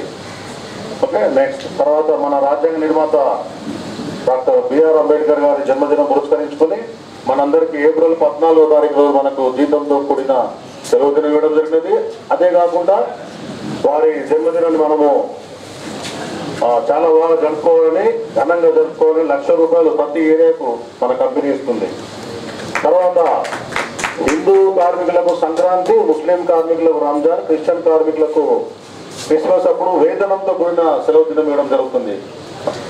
అదే మాదిరిగా పండుగ అడ్వాన్స్ సందర్భంగా పైన చెప్పినట్టు ముగ్గురికి 25,000 రూపాయలు ఇవ్వడం జరుగుతుంది. తర్వాత ఐఐటి ఐఐఎంలో ఒకవేళ మన కార్మిక సోదరుల పిల్లలకు ఒకవేళ సీట్ వచ్చిందంటే వారికి మొత్తం ఎంత ఎక్స్పెండిచర్ అంటే అంత దానికి స్కాలర్షిప్ కింద మనకు కంపెనీ మనకు పేమెంట్ ఇవ్వడం జరుగుతుంది ప్రస్తుతం. అదే మాదిరిగా ప్రతి సంవత్సరం ఇంజనీరింగ్ కానీ మెడికల్ కోర్సులో కానీ ప్రవేశంలో ర్యాంక్స్ సాధించిన వారికి 57 మంది కార్మికుల పిల్లలకు ఎంసెట్ కానీ బిట్స్ బిర్యానీ కానీ ఏఎంసే కానీ నిట్టే కానీ దేనిలో అయినా కూడా 57 మందికి కంపెనీ వ్యాప్తంగా ప్రతి సంవత్సరం 10,000 రూపాయల చొప్పున మనకు మెరిట్ స్కాలర్షిప్ ఇవ్వడం జరుగుతుంది. తర్వాత నెక్స్ట్ మన ఇది శ్రీరాంపురి గురించి కొంచెం మాట్లాడుకున్నాము. మనందరూ తెలుసు రిటైర్మెంటే కానీ మెడికల్ అన్ఫిటే కానీ రిజిగ్నేషన్ కానీ డిస్మిసల్ కానీ డెత్ అయినప్పుడు మనకి ఏమొస్తాయి ముఖ్యమైన గ్రాడ్యుయేటీ 20 లక్షల గ్రాడ్యుయేటీ వస్తుంది మనకు ప్రస్తుతానికి. అది 29/3/2018 సంవత్సరం నుంచి మనకు ఇవ్వడం జరుగుతుంది. మన శ్రీరాంపూర్ ఏరియాలో 2023 సంవత్సరం నాడు మనం 899 మందికి మనము గ్రాడ్యుయేటీ సెటిల్ చేశాము. ఒక 179 మన పెండింగ్ ఉన్నాయి. వాటర్ వెరిఫికేషన్ చేయకపోవడం వల్ల, లేకుంటే కంపెనీకి వచ్చే డ్యూస్ కట్టకపోవడం వల్ల, లేదంటే కోర్టు కేసెస్ వల్ల పెండింగ్ ఉన్నాయండి. నెక్స్ట్ అదే మన గ్రాడ్యుయేటీ తీసుకుంటే పెన్షన్ తీసుకుంటే 2023 సంవత్సరంలో మనము క్యాలెండర్ ఇయర్లో మొత్తం సెటిల్ అయిన కేసెస్ 683. దానిలో హైయెస్ట్ సిఎంపిఎఫ్ ఇప్పటి వరకు మన ఏరియాలో 57 లక్షలు తీసుకున్నారండి. హైయెస్ట్ పెన్షన్ 45,000 అండి. తర్వాత మొత్తం ఎంప్లాయ్మెంట్ మనం గత 10 సంవత్సరాలు తీసుకుంటే మన సింగరేణి కాలనీస్లో 19,463 మంది కొత్త ఉద్యోగులను తీసుకోవడం జరిగినది. దానిలో డైరెక్ట్ రిక్రూట్మెంట్ ఎగ్జామ్స్ కండక్ట్ చేసి మనం ఎక్స్టర్నల్గా తీసుకున్న వాళ్ళు 4,207, ఇంటర్నల్గా డిపెండెంట్ ఎంప్లాయ్మెంట్ కింద 15,256 మందిని మనం నియమించుకోవడం జరిగినది. తర్వాత ఎస్ఆర్పి ఏరియా తీసేసుకుంటే డిపెండెంట్ ఎంప్లాయ్మెంట్లో 2022-23 616 మందికి ఇచ్చాము. ఎంఎంసీ 2కి ఇచ్చాము.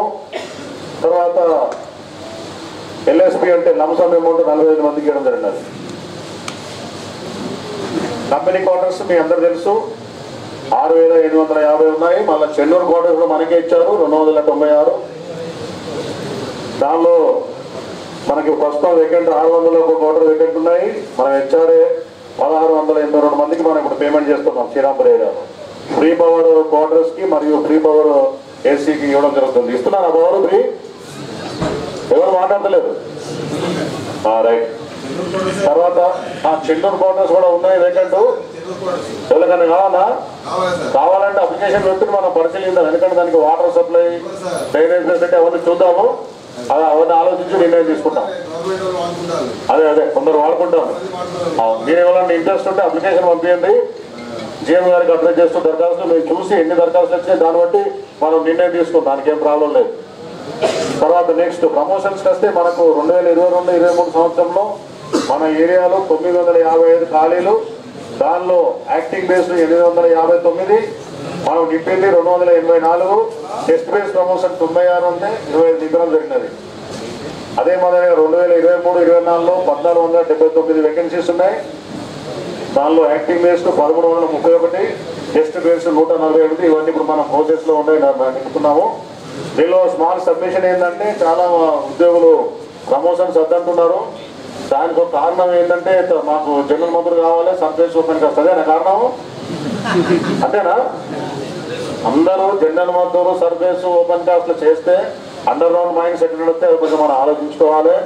తర్వాత ఈ మధ్యకాలంలో మనం బెల్లెంపల్లిలో మనము ఓసీలో రిక్వైర్మెంట్ ఉన్నప్పుడు అందరూ all designations support men, line men, గోల్కట్టెడ్ కూడా అప్లికేషన్ కాల్ఫర్ చేసాం. గుర్తుందా మీకు? అప్లికేషన్ కాల్ఫర్ చేసి ఎవరు మాట్లాడలేరు. కాల్ఫర్ చేసినావా? అవసరం ఉంటే కంపెనీలు అవసరం ఉంటే అన్ని డిజినేషన్స్ కూడా తీసుకొని వాళ్ళని తీసుకుంటారు. ప్రస్తుతం రిక్వైర్మెంట్ ఏంటంటే ఓపెన్ కాస్ట్ అంత ఎక్కువ లేదు. అందరూ పోయి అదే పని చేస్తే మన అండర్ గ్రౌండ్ మైన్స్ నడుస్తాయి. మరి సపోర్ట్ మెన్ కావాలి, లైన్ మెన్ కావాలి, ట్రామర్ కావాలి, అందరూ కావాలి. ప్రమోషన్స్ కూడా మీకు ఇక్కడే ఎక్కువ ఉన్నాయి, అక్కడ అంతా ఉన్నాయి. అక్కడ అన్ని డిజినేషన్స్ ఉంటాయి. దయచేసి నా తోటి కార్మిక సోదరులు ఇది ఆలోచించాల్సిందే. కొడుకు నెక్స్ట్ స్లైడ్.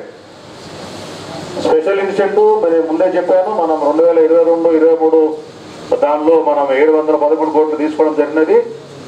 దానికన్నా ముందు సంవత్సరం 2021-22 తీసుకుంటే 368 కోట్లు మనం 30% లాభాల వాటా తీసుకోవడం జరిగినది. Next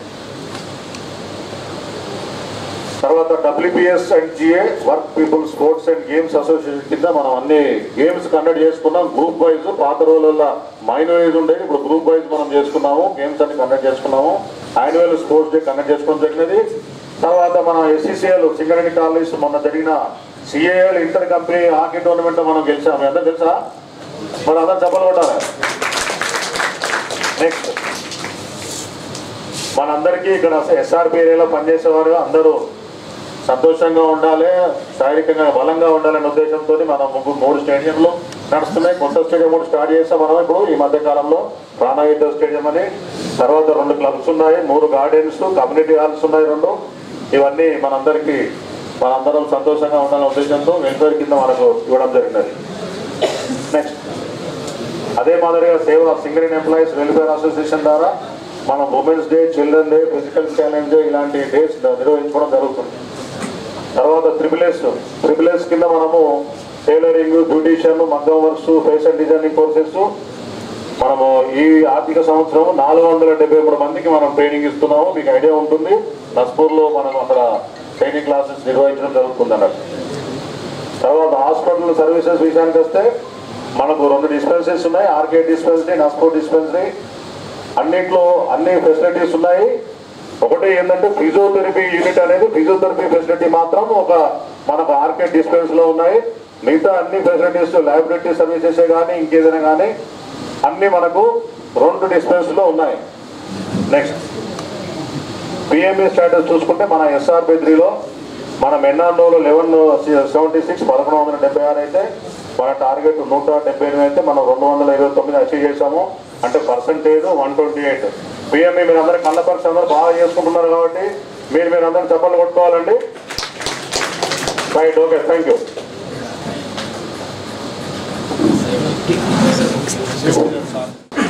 2022లో 5 fatal accidents, 96 serious accidents, 122 reportable accidents అయినాయి.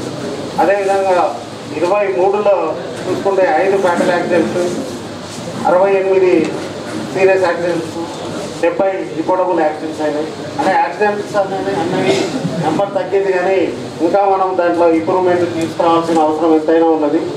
దీనికోసం మనము రెగ్యులర్గా అవేర్నెస్ ప్రోగ్రామ్స్, నెక్స్ట్ SOPsని చదివించడం, నెక్స్ట్ అందరినీ మోటివేట్ చేయడం, రెగ్యులర్గా వర్క్ ప్రొసీజర్స్ని మనం ఎప్పటికప్పుడు మనం మంత్లీ మీటింగ్స్లలో చెప్పుకొని వాటి యొక్క ఏవైతే అన్సేఫ్ యాక్ట్స్, అన్సేఫ్ కండిషన్స్ ఉంటాయో వాటిని రిమూవ్ చేసుకుంటూ మనం ముందుకు పోతున్నాం.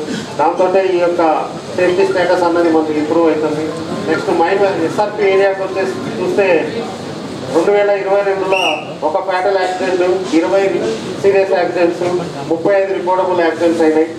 అదే 2023లో 0 ఫ్యాటల్ యాక్సిడెంట్స్, సీరియస్ యాక్సిడెంట్స్ వచ్చేసి 14, 10 రిపోర్టబుల్ యాక్సిడెంట్స్ అయినాయి. ఈ లాస్ట్ 9 ఇయర్స్తో కంపేర్ చేసుకుంటే ఫ్యాటల్ ఫ్రీ యాక్సిడెంట్ అన్నది లాస్ట్ ఇయరే ఉంది. దీనికి సహకరించిన SRP ఉద్యోగులందరికీ కూడా ఒక్కసారి కర్తాల ధ్వనితో అభినందిద్దాం. నెక్స్ట్ SRP 3 విషయానికి వస్తే లాస్ట్ SRP 3కి అంతకుముందు 2022లో 2 సీరియస్ యాక్సిడెంట్స్ 5 రిపోర్టబుల్ యాక్సిడెంట్స్ ఉండే. 2023కి వచ్చే వరకు 3 serious accidents and 1 reportable accident అయింది. అంటే సీరియస్ యాక్సిడెంట్స్ 1 పెరిగింది, రిపోర్టబుల్ యాక్సిడెంట్స్ 4 తగ్గినాయి. నెక్స్ట్ ఇవి మ్యాండేట్స్ లాస్ట్ అంటే 10 దినాలు ఎన్ని కోల్పోయినాం అన్న దాని మీద ఒక స్లైడ్ చేసినాము.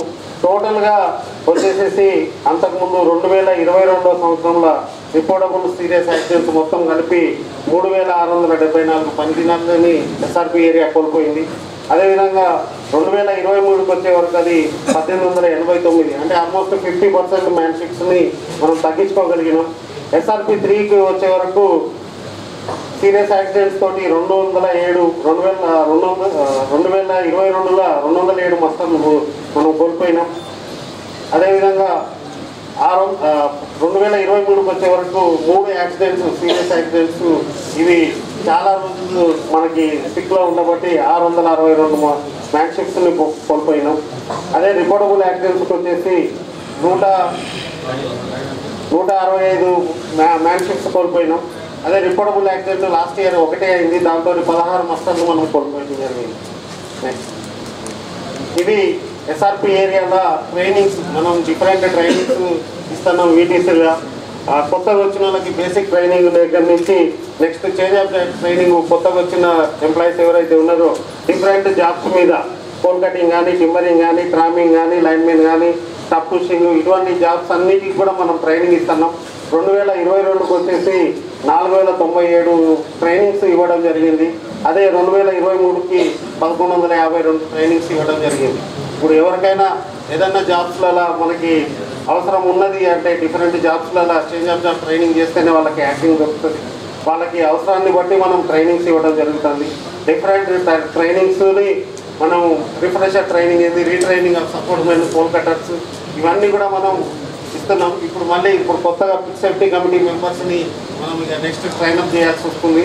నెక్స్ట్ ఈ ఫ్రంట్ లైన్ సూపర్వైజర్స్ ఏదైతే ఉన్నదో వాళ్ళని కూడా ట్రైనప్ చేయాల్సి ఉన్నది.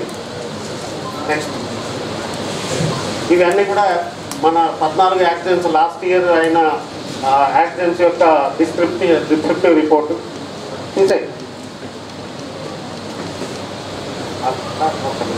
ఇది SMP safety management plan version 2 అయిపోయింది, వర్షన్ 1 అయిపోయింది, 2 అయిపోయింది. ఇప్పుడు మనం వర్షన్ 3లో ఉన్నాం. 3ని కూడా మనం DGMSకి సబ్మిట్ చేసి దాని అప్రూవల్ తీసుకొని వాటిని ఇంప్లిమెంట్ చేయబోతున్నాం. SRP ఏరియాలో ఆల్మోస్ట్ అన్ని మైన్స్ కూడా SMP 2 వర్షన్ అయిపోయింది, 3ని సబ్మిట్ చేయడం జరిగింది. అది రావడంతోనే దాన్ని కూడా ఇంప్లిమెంట్ చేస్తాం. నెక్స్ట్ ఇవన్నీ అవేర్నెస్ ప్రోగ్రామ్స్ ఏవైతే సేఫ్టీ ISO నుంచి డిఫరెంట్ టాపిక్స్ మీద అవేర్నెస్ ప్రోగ్రామ్స్ ఆడిట్స్ చేయడం జరుగుతుంది. ఓపెన్ కాస్ట్లలో ఏంది, అండర్గ్రౌండ్లలో ఎక్స్ప్లోజివ్ యూసేజ్ ఏంది, మిషనరీకి సంబంధించింది, మ్యాన్ రైడింగ్కి సంబంధించింది. నెక్స్ట్ లాస్ట్ నవంబర్లో మనం యాన్యువల్ సేఫ్టీ వీక్ ఫోర్ట్నైట్ కూడా చేసుకోవడం జరిగింది. నెక్స్ట్ ట్రైనింగ్ 0 to 5 years ఎవరైతే బదిలీ వర్కర్స్ ఉన్నారో వాళ్ళకు కూడా స్పెషల్ ట్రైనింగ్ ఇక్కడే మీ దగ్గరికి వచ్చి ఇవ్వడం జరిగింది 3 షిఫ్ట్లలో కూడా. అట్లా మనం ముందుకు పోతూ సేఫ్టీలో మనం ముందుండి 0 హార్మ్ని మనం సాధించాలని ఈ సందర్భంగా మీ అందరినీ కోరుతూ సెలవు తీసుకుంటాను. Thank you. మరియు యూనియన్ నాయకులను సాజీ బాయిదా గారు, బాజీ సాయిదా గారు మరియు SRP ఉద్యోగులందరికీ నమస్కారం. ముందుగా గత సంవత్సరం 22-23 సంవత్సరంలో SRP 3కి నిర్దేశించిన లక్ష్యాన్ని సమిష్టి కృషితో రక్షణతో కూడిన ఉత్పత్తిని సాధించినందుకు మిమ్మల్ని అందరినీ అభినందిస్తున్నాను. అయితే ఇప్పటివరకు మల్టీ డిపార్ట్మెంటల్ కమిటీ ద్వారా మనకు కంపెనీ యొక్క ఉత్పత్తి, ఉత్పాదకత మరియు ఆర్థిక పరిస్థితులు అనుకట్టు తెలియజేయడం జరిగింది. రక్షణ విషయాలను, సంక్షేమ కార్యక్రమాల గురించి కూడా వివరించడం జరిగింది. ఇప్పుడు కంపెనీ యొక్క భవిష్యత్ ప్రణాళికలు ఏంటి, వాటి యొక్క మన సవాళ్ళు ఏమున్నాయి, తర్వాత మన యొక్క కంపెనీ పరంగా మన యొక్క ఉద్యోగ బాధ్యత ఎంత అనేది తెలియజేయడం జరుగుతుంది. మనకు కంపెనీ యొక్క భవిష్యత్ ప్రణాళిక ప్రకారము నెక్స్ట్ 3 yearsలో మనము 6 మైన్స్ స్టార్ట్ చేసుకోవాల్సి ఉన్నది. వాటిలో 5 ఓపెన్ కాస్ట్ మైన్లు, 1 అండర్గ్రౌండ్ మైన్లు, మొత్తం 16.6 అంటే మిలియన్ టన్స్ ఉత్పత్తి అనేది మనము పెంచడం జరుగుతుంది అన్నమాట. నెక్స్ట్ పాయింట్ ఏంటంటే మన సోలార్ థర్మల్ పవర్కి సంబంధించి 2 into 600 megawatts ఆల్రెడీ మనము స్టార్ట్ చేసాము. అదేవిధంగా ఇంకొక 800 megawatt ఉత్పత్తి కూడా మనము అది అండర్ కన్స్ట్రక్షన్ స్టేజ్లో ఉంది. సో దాన్ని కూడా మనము స్టార్ట్ చేసుకోబోతాము. తర్వాత నెక్స్ట్ ఏంటంటే ఇప్పటివరకు సోలార్ పవర్ ప్లాంట్ ద్వారా మనం సోలార్ విద్యుత్తును 224 megawattsని ఆల్రెడీ మనము విద్యుత్ ఉత్పత్తి చేస్తున్నాము.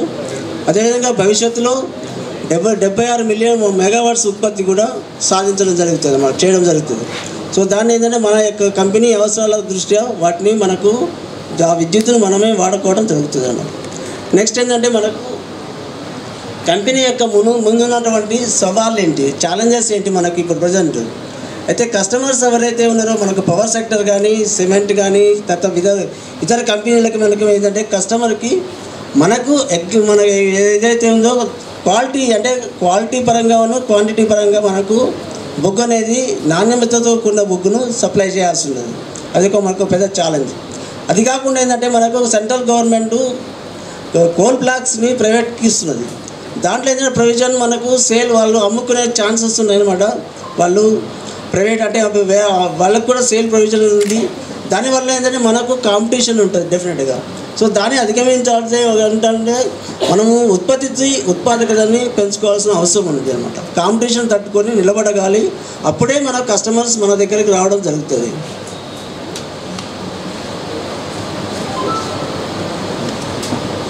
మన ప్రభుత్వం అనేది గవర్నమెంట్ అనేది మనకు థర్మల్ విద్యుత్తే కాకుండా అదర్ రెన్యూవబుల్ ఎనర్జీ సోర్సెస్ అంటే సోలార్ కానీ లేకపోతే విండ్ ఎనర్జీస్, ఐడల్ ప్రాజెక్ట్స్ వీటి ద్వారా కూడా విద్యుత్తును తయారు చేస్తుంది, తర్వాత ప్రోత్సహిస్తుంది. సో దాని దృష్టి ఏంటంటే థర్మల్ విద్యుత్కి డిమాండ్ తగ్గే అవకాశం ఉంటుంది ఫ్యూచర్లో. దాన్ని దృష్టిలో పెట్టుకొని మన యొక్క పనితనాన్ని ఇంప్రూవ్ చేసుకోవాల్సిన అవసరం ఉంది. అదేవిధంగా ఉత్పాదకను కూడా పెంచుకోవాల్సిన అవసరం ఉంది. తర్వాత నెక్స్ట్ ఏంటంటే మనకి ఇప్పుడు ఉన్నటువంటి ఏదైతే మైన్స్ ఉన్నాయో అండర్గ్రౌండ్ మైన్స్ కానీ ఓపెన్ కాస్ట్ మైన్స్ కానీ వాటి యొక్క రిజర్వ్స్ అనేవి దగ్గర పడుతున్నాయి, ఓల్డ్ మైన్స్ అవుతున్నాయి. కాబట్టి వాటిని మైన్స్ మూతపడుతున్న కొద్దీ మనం కొత్త మైన్స్ని స్టార్ట్ చేసుకోవాల్సిన అవసరం ఉంది. అది కూడా మనకు ఛాలెంజింగ్ ఉంది. నెక్స్ట్ తర్వాత ఉద్యోగిగా మన బాధ్యతలు ఏంటి, తర్వాత అండర్గ్రౌండ్ మైన్స్ ఉద్యోగం అంటే మనకు ఏదైతే కస్టమర్స్కి ఇచ్చామో మనం వాటికి అగ్రిమెంట్ ఏదైతే చేసుకున్నామో వాటి ప్రకారం మనము బొగ్గు సరఫరా చేయాల్సిన అవసరం ఉంది. అదేవిధంగా తర్వాత నెక్స్ట్ ఏంటంటే మనము కోల్కట్టర్స్ మనం జనరల్గా ఏంటంటే 50 ఇళ్ళు మనం బ్లాస్ట్ చేయాల్సి ఉన్నది. అదేవిధంగా 4 బ్లాస్ట్ చేయాల్సిన అవసరం ఉంది. ఇప్పుడు ఏదైతే యావరేజ్లో 40 ఇళ్ళు ఉన్నాయో వాటిని ఇంప్రూవ్ చేసుకోవాల్సిన అవసరం ఉంది. దానికి ఏంటంటే మనం ప్లానింగ్లోనే డిస్ట్రిక్ట్ ప్లానింగ్లోనే 2 వర్కింగ్ ప్రతి ఎస్డిఎల్కి 2 వర్కింగ్ ప్లేసులు ఉంటే కనుక 4 బ్లాస్ట్లు అనేది పాసిబిలిటీ ఉంటుంది డెఫినెట్గా. అదేవిధంగా 50 ఇళ్ళు బ్లాస్ట్ చేసినట్లయితే కనుక మనకు ఆ ఎస్డిఎల్కి కావాల్సినటువంటి ఏదైతే 133 tons టార్గెట్ ఏదైతే ఉందో అది సాధించవచ్చు.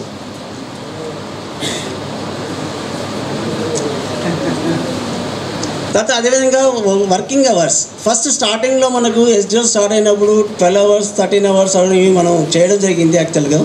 కానీ రాను పోయిన ఇయర్స్ కొద్దీ ఏంటంటే ఆ పని గంటలు అనేవి 7 గంటలకు పడిపోయింది. సో దానివల్ల ఏంటంటే మనం ఉత్పత్తిని కోల్పోతాం. సో దాని ద్వారా ఏంటంటే మనం ఎర్లీగా స్టార్ట్ చేసుకున్నట్టయితే డెఫినెట్గా మనము ఏదైతే ప్లాస్టింగ్స్ వాటిని ప్లాన్ చేసుకొని ప్లాన్ చేసుకుని ఉంటుంది పని గంటలను పెంచుకోవచ్చు. ఆ దిశగా ప్రయత్నం చేయాలని ఆశిస్తున్నాను. అదేవిధంగా మన ఓపెన్ కాస్ట్ మైన్స్ సంబంధించి అయితే ఏంటంటే యాక్చువల్గా ఎర్లీ స్టార్ట్ షావల్స్ కానీ ఇవన్నీ డంపర్స్ కానీ ఐడిల్ లేకుండా ఐడిల్ అవర్స్ తగ్గించుకున్నట్టు ఎర్లీ స్టార్టింగ్ చేసి అదేవిధంగా బ్రేక్ టైంలో కనుక వృధా సమయాన్ని తగ్గించుకొని తర్వాత లేట్ అవర్స్లో అంటే ఆల్మోస్ట్ షిఫ్ట్ ఎండింగ్ వరకు నడిపినట్లయితే మన ఉత్పాదకత అనేది డెఫినెట్గా పెరుగుతుంది. తర్వాత తర్వాత ఉద్యోగిగా మన బాధ్యతలు ఓపెన్ కాస్ట్ మైన్స్లో అయితే మెయింటెనెన్స్ అనేది ఇంపార్టెంట్. బ్రేక్ డౌన్స్ అనేది తగ్గించుకోవాలంటే ఏదైతే ఆపరేటింగ్ ఎక్విప్మెంట్కి మెయింటెనెన్స్ ఏదైతుందో దాన్ని చేసినట్లయితే డెఫినెట్గా బ్రేక్ డౌన్స్ అనేది తగ్గుతాయి. మెషినరీ యొక్క అవైలబిలిటీ పెంచినట్లయితే డెఫినెట్గా మనకు వర్కింగ్ అవర్స్ అనేవి ఇంప్రూవ్ అవుతాయి. దాని యొక్క యూటిలైజేషన్ కూడా ఇంప్రూవ్ అయ్యి మనకు ఉత్పత్తిని పెంచుకోవడానికి అవకాశం ఉంటుంది. తర్వాత మనందరి బాధ్యతలు ఏంటి? మనందరికీ ఏంటంటే మనకు ఏదైతే కస్టమర్స్కి ఏదైతే మనము అగ్రిమెంట్ ప్రకారం ఏదైతే సప్లై చేయాల్సిన బొగ్గు ఏదైతే ఉందో అది వాళ్ళకి చేరేటట్టు సప్లై అయ్యేటట్టు చూడాల్సిన బాధ్యత మనందరిపైన ఉంది. అదేవిధంగా క్వాలిటీకి మెయిన్గా ఇంపార్టెన్స్ ఇవ్వాల్సి ఉంటుంది. తర్వాత ఏదైతే కంపెనీ పరంగా చూసినట్లయితే మనకి ఏదైతే లాభాలు వస్తున్నాయో వాటిని కంటిన్యూ చేయాలన్నా, సంక్షేమ కార్యక్రమాలు పెంచుకోవాలన్నా, అవి కంటిన్యూ కావాలన్నా కూడా ఏదైతే ఇప్పుడు ఉన్నటువంటి ఉత్పాదకలను డెఫినెట్గా పెంచుకోవాల్సిన అవసరం ఉంది. సో దాని దృష్ట్యా మనకు ప్రజెంట్ SRP3 మైన్ ఆల్మోస్ట్ 86%లో ఉంది. సో మీకు బ్యాలెన్స్ పీరియడ్లో ఈ సంవత్సరానికి 23-24 సంవత్సరంలో నిర్దేశించిన లక్ష్యాన్ని చేరుకోవడానికి కొంత ఇబ్బంది పడినప్పటికీ కూడా మీరు మిగతా రోజుల్లో మీ యొక్క పని గంటలను కానీ లేకపోతే మీ వర్కింగ్ కల్చర్ని ఇంప్రూవ్ చేసుకొని మీకు నిర్దేశించిన లక్ష్యాన్ని అట్లీస్ట్ 90-95% అయినా సాధిస్తారని ఆశిస్తూ సెలవు తీసుకుంటున్నాను. Thank you sir. Good afternoon అందరికీ. వాడు అలుగున్నారేంది, మంచిగా యాక్టివ్ ఉన్నారా లేదా బాబు? రిలయన్సీ ఉద్యోగులు అంతేనా? యాక్టివ్ లేరు మీరు అందరూ. ఇప్పుడు ఏం తెలుసుకున్నాం దీనివల్ల? మల్టీ టీం అందరు పరిచయమేనా? ఏరియా వాళ్ళే మనసార్లు వీళ్ళందరూ. ఒకరు పైసలు ఇచ్చేటోళ్ళు, కట్ చేసేటోళ్ళు, సామాన్లు ఇచ్చేటోళ్ళు, సామాన్ కట్ చేసేటోళ్ళు, పైసలు వెల్ఫేర్ చూసేటోళ్ళు, సారు యాక్టింగ్ GM గారు అందరు వచ్చారు ఇక్కడికి, అవునా కదా? అటు ఇటు చేసి మన మీద పెట్టిపోతారు మొత్తం. ఏం పెట్టిరు?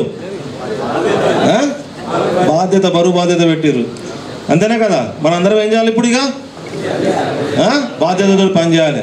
ఓకే, మరి మీరేమైనా సలహాలు కానీ సూచనలు కానీ ఇదంతా చూసిరు కదా, ఏమన్నా ఉంటే చెప్తారా? ఒక 2 నిమిషాలు. 4 అయిపోయింది, నాకు ఇచ్చింది 45 నిమిషాలు. 3:15 నుండి 4 గంటల వరకు.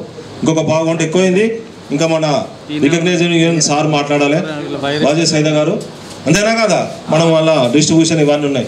ఏమన్నా సలహాలు 2 నిమిషాలు, ఎవరైనా ఏమైనా సలహాలు సూచనలు. ఏమో సార్ మొత్తం తీసి మాదే తప్ప అంటారు అన్ని మీ అని, అంతేనా కదా? అట్లేనా? కాదు కదా? చెప్పండి ఏమన్నా ఉంటాయి. Right, okay. మరి మన area recognize union Baji Saida గారిని 1 నిమిషం మాట్లాడే ఈ సభను ఉద్దేశించి మాట్లాడవలసిందిగా కోరుచున్నాం.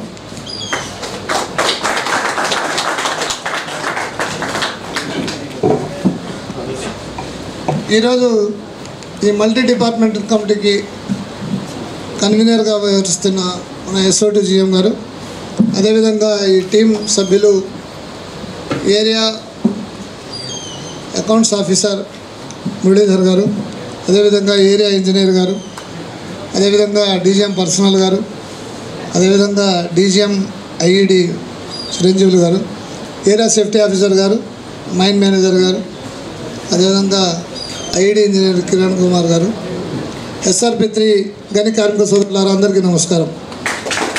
ఇది మల్టీ డిపార్ట్మెంటల్ కమిటీ అంటే మీ SRP3లో ఇప్పుడు ఉన్నవాళ్ళు చాలామంది యువకులు ఉన్నారు కాబట్టి మీ చాలామందికి కొత్తగా ఉండొచ్చు. ఈ ప్రోగ్రాం అనేది, ఈ మల్టీ డిపార్ట్మెంటల్ టీం అనేది గత 25 సంవత్సరాల క్రితమే సింగరేణి నష్టాల్లో ఉన్నప్పుడే AP-వేణు శర్మ గారు మనకు చైర్మన్గా ఉన్నప్పుడు ఈ విధానాన్ని ప్రవేశపెట్టారు. దీని ముఖ్య ఉద్దేశం ఏంటంటే సింగరేణి పరిస్థితులు, సింగరేణి ఏం జరుగుతుంది, మనం పనిచేసే చోట మనం లాభాల్లో ఉన్నామా నష్టాల్లో ఉన్నామా, కంపెనీ ఉద్దేశం ఏంది, మనం ఏమి చేయాలని దిశానిర్దేశం చేయడానికి, ఒక కార్మికులకి వీటి మీద అవగాహన రావడానికి ఈ కార్యక్రమాన్ని ఏర్పాటు చేశారు. ఈ కార్యక్రమాలను పెట్టిన తర్వాతే కార్మికులందరూ పనిచేయడం మొదలుపెట్టారు, కష్టపడి ఎక్కువగా. ఎందుకంటే మనకు ఒక విషయం మీద అవగాహన ఉంటే, కంపెనీ మీద అవగాహన ఉంటే దాని మీద ఒక మంచి అభిప్రాయం ఏర్పడుద్ది. ఏమీ లేకుండా సీక్రెట్గా మీరు ఆ పని చేయండి, ఈ పని చేయండి, ఎక్కువ చేయండి, గంట చేయండి, 2 గంటలు చేయండి అని చెప్తే వీళ్ళు ఎప్పుడు ఇట్లాగే పని చెప్తుంటారులే అంటారు. కానీ సింగరేణి స్థితిగతులు పరిస్థితులు అన్నీ మనకు తెలిసిన తర్వాత మనం పని చేయకపోతే ఏం నష్టం జరిగింది? మనం మంచిగా అంటే మనం పని చేయటం లేదని కాదు, ఈ దేశంలో ఉన్న ప్రభుత్వ రంగ సంస్థల్లో అన్నిటికన్నా ఎక్కువగా కష్టపడి బాధ్యతతో పనిచేసే వాళ్ళు సింగరేణి కార్మికులు, సూపర్వైజర్లు, అధికారులు. మిగతా ఏ సంస్థల్లో మనంత కష్టపడి పనిచేయరు. మీరు వెళ్ళి కావాలంటే ఎక్కడైనా ఎంక్వైరీ చేయండి.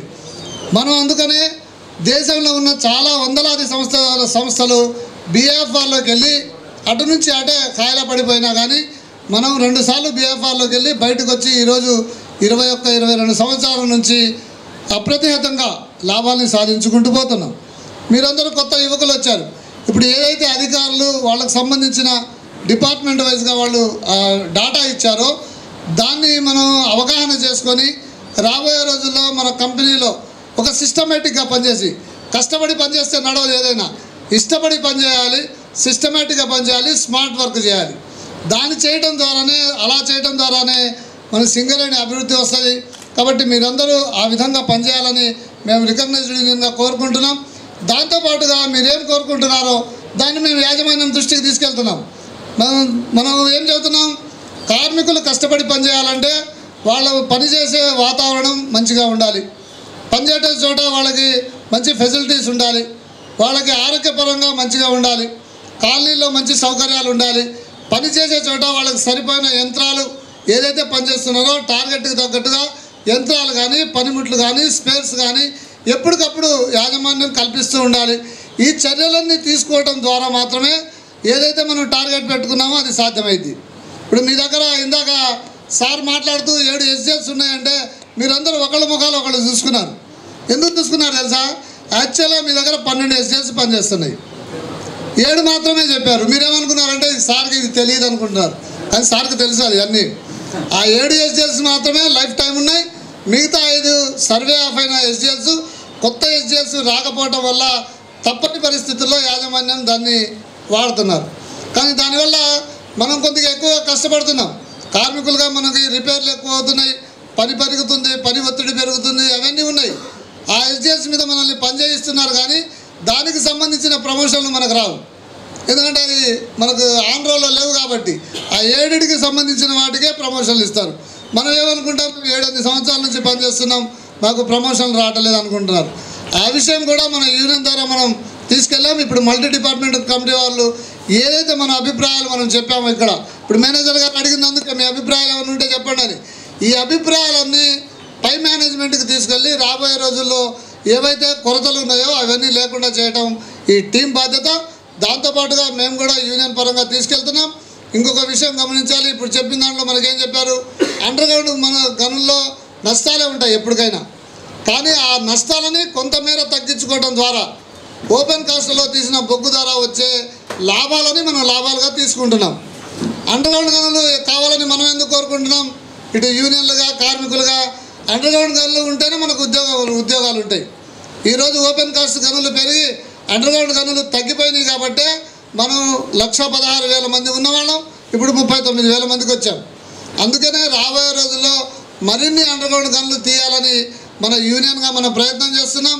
ఏదైతే అవసరమైతే కేంద్ర ప్రభుత్వం ఒక చట్టం తెచ్చింది కాబట్టి ఆ చట్టాన్ని మనం దాటిపోలేము కాబట్టి అవసరమైతే యాక్షన్కి వెళ్ళి టెండర్లు పాడి ఆ మైన్స్ని కూడా తీసుకోవాలని మన ఏఐటీసీ నాయకత్వం మొన్న కొత్తగా వచ్చిన చైర్మన్ గారిని కోరడం జరిగింది. రాబోయే రోజుల్లో సింగరేణిలో కొత్త గనులు రావడానికి, కొత్త ఉద్యోగ అవకాశాలు రావడానికి మా వంతు కృషిగా మేము యూనియన్గా పోరాటం చేస్తాం. అవసరమైతే ముందు రిక్వెస్ట్ చేస్తాం, కాకపోతే పోరాటం చేస్తాం. ఎక్కడి వరకైనా మీ సహకారాలతో, మీ అండదండలతో వెళ్ళి ఈ కంపెనీని ముందుకు తీసుకెళ్లేటట్టు చేస్తాం. మేము ఇదే సందర్భంగా మేము యాజమాన్యాన్ని కోరుతున్నాం. కార్మికుల్లో చాలామందిలో ఒక అండర్స్ట్ ఉంది. గత 10-12 సంవత్సరాల నుంచి సింగరేణిలో ఒక ట్రేడ్ యూనియనిజం లేకుండా ఒక రాజకీయ పరంగా ఈ మైన్స్ అన్నీ నడిచింది. ఇప్పుడు కార్మికులు మమ్మల్ని ప్రస్తుతం అడిగేది ఏంటంటే, ఏ మైన్ మీదకి వెళ్ళినా డిసిగ్నేషన్కి సంబంధించిన వాళ్ళు వాళ్ళ పనులు వాళ్ళు చేయటం లేదు, లీడర్షిప్ పేరు చెప్పిన వాళ్ళు పైన తిరుగుతున్నారు మస్తలు పడి, వాళ్ళతో పని చేయించండి అని అడుగుతున్నారు. ఎందుకంటే కార్మికులు కష్టపడి పనిచేస్తూనే ఉంటాడు.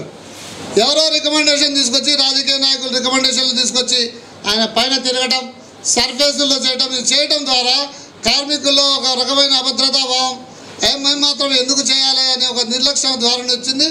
దాన్ని కూడా యాజమాన్యంగా మీరు దాన్ని రాబోయే రోజుల్లో పరిష్కరిస్తారని ఆశిస్తున్నాం. అదేవిధంగా మనం రాబోయే రోజుల్లో మన సింగరేణిలో మరిన్ని గనులు వచ్చేటట్టుగా మనం అంతా కలిసి పోరాటం చేసి సాధించుకోవాల్సిన అవసరం వచ్చింది. ఈ పెద్ద ప్రభుత్వ రంగ సంస్థ దీన్ని కాపాడుకోవడానికి మన వంతు బాధ్యతగా మనం అందరం పనిచేయాలి. మీ మైండ్లో ఏదైనా సలహాలు ప్రొడక్షన్ రావడానికి ఈ సలహా ఇస్తే మంచిది అంటే మీరు విమర్శనాత్మకంగా కాదు, మనం ఏదో ఎట్లా అంటే మనం సలహా ఇస్తే ఒక పాజిటివ్ ధోరణితో ఉండాలి. ఇగో ఇలా చేస్తే బాగుంటుంది అని ఒక పాజిటివ్ ధోరణితో మీకు దగ్గర ఉన్న అధికారులకు సలహాలు ఇవ్వండి. లేకపోతే మీకు ఏదైనా భయం ఉంది, వాళ్ళ దగ్గరికి వెళ్ళలేం, కొంతమంది అధికారులు ఏదంటే ఏదైనా చెప్తే దాన్ని టార్గెట్ చేసి ఇచ్చేస్తుంటారు, ఆ భయాలు కూడా ఉన్నాయి. అట్లాంటప్పుడు మా యూనియన్ ఆఫీసు, మా యూనియన్ లీడర్లు ఉన్నారు, మాకు చెప్పండి, మా యూనియన్ ఆఫీస్ వచ్చి చెప్పండి, మేము సరైన వేదిక మీద అధికారుల దృష్టికి తీసుకెళ్ళి ఈ సమస్యలను పరిష్కరించుకోవడానికి మేమందరం మీకు సహాయ సహకారంగా ఉంటాం, మీకు అండదండగా ఉంటాం. రాబోయే రోజుల్లో ఈ సింగరేణి ఉద్యోగాల్ని, ప్రభుత్వ రంగ సంస్థని కాపాడుకోవడానికి మేమందరం కార్మికులందరూ కష్టపడి పనిచేస్తారని ఈ సందర్భంగా ఈ వేదిక మీద ఉన్న అధికారులందరికీ హామీ ఇస్తూ అవకాశం ఇచ్చినందుకు ధన్యవాదాలు తెలియజేస్తున్నాను. ఓకే, అయిపోయింది. కంపెనీ ఆస్తులు ఎవరు? కంపెనీ ఆస్తులు మనమే షేరింగ్ తీసుకుంటున్నామా లేదా? మరి 32 అయిపోయింది. ఇప్పుడు ఇంక ఎంత రావాలి? ఇప్పుడు 35 రావాలంటే ఏం చేయాలి? Right, okay. ఇప్పుడు బయట లైట్ వెలుగుతుందంటే ఎవరి వల్ల? మన వాళ్ళని ఒక్కసారి నిలబడి ప్రతిజ్ఞ చేసి అండకుండా వెళ్ళిపోతాం మనం. Right, thank you.